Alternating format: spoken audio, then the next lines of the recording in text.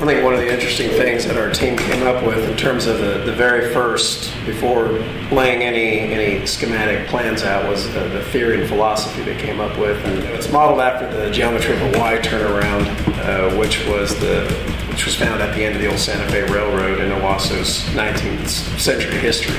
Todd had done some research and pulled up some images, and I remember as we were first looking into this before we presented this to the board. But it was interesting because when you take a look at Tulsa Technology Center and what it does for the community and the students, in essence turning their lives around and giving them a new opportunity and changing the direction and focus of their life, Todd and his team found a link with that they were able to bring into the building. There's three main parts to the project. There's a conference center, which has some large meeting rooms and some smaller breakout spaces. And then there's a Tulsa Tech portion, which is the majority of the space. It's a three-story.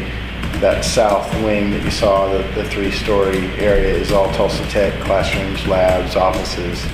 And then a smaller portion is being leased by Tulsa Community College. And then another wing up to the north houses the central plant. That wing up to the north also includes some hospitality-related training.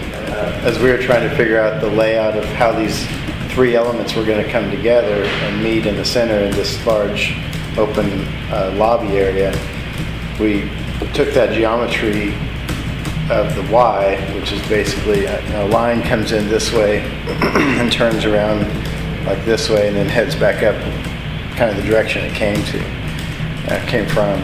And so we took that geometry, and really you've got the Tulsa Tech coming from one direction, TCC coming from the other direction, and the conference center coming from the other direction, and the center is kind of that turnaround area.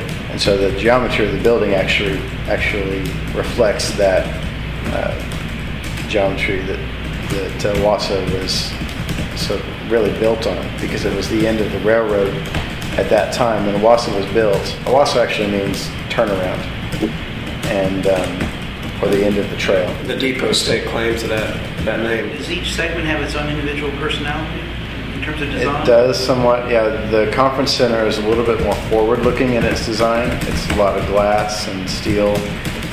It has a raised roof, as you probably saw when you drove by, that raises up and opens it up to the south, to views to the south. It also has a different material on the outside, which distinguishes it from the rest of the building. It has a natural stone on the exterior, primarily sandstone, but also some limestone.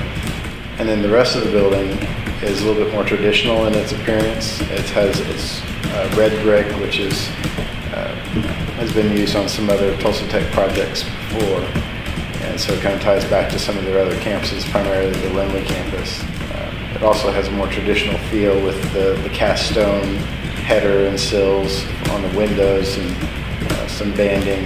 But it also has some elements of stone, which ties it back to the conference center, keeps it related. My favorite space in the building is the atrium, the three-story atrium. It's just very inspiring to see the light coming through and the plays of all the different forms inside. The pre-function of the conference center is also a really nice space with the angled glass, and the roof sloping up and opening up is very impressive too. My personal favorite is the alternating, and I would say, roof lines, because depending on what perspective you're standing, the angles of the roofs all take on a different meaning, and then depending on how the light hits it. So I think for me, when that is built, the local community will really appreciate what the team has done with that.